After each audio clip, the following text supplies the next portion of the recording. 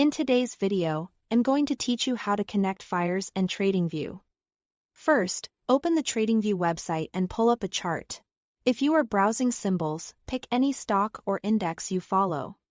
Then open it in the full chart view, sometimes labeled Super Chart. This gives you the complete layout with indicators, drawing tools, and importantly, access to the trading connection features.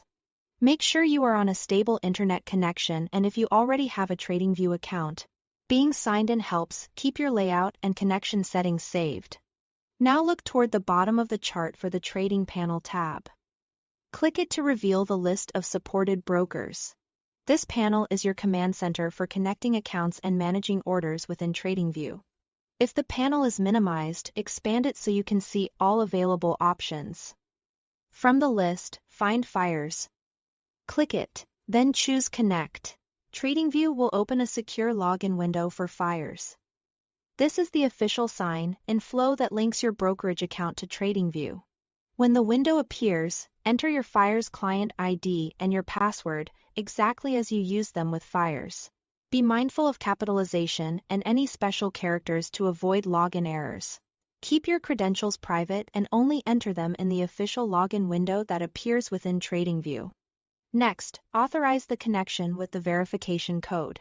Depending on your Fyers settings, you'll get a 6-digit OTP sent to your registered contact or generate a TOTP using your Authenticator app.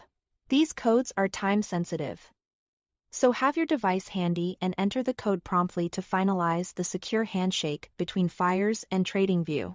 Once connected, the trading panel will populate with live information from your Fyers account.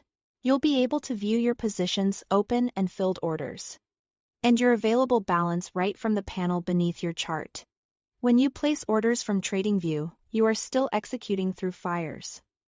TradingView is simply the front end, so your risk controls and brokerage settings continue to apply. Take a moment to confirm everything looks correct, and consider placing a small test order in a simulated environment if you prefer to practice first. If at any point you need to manage the connection, the controls to disconnect or switch accounts are available right in that same panel. That's it. Thanks for watching.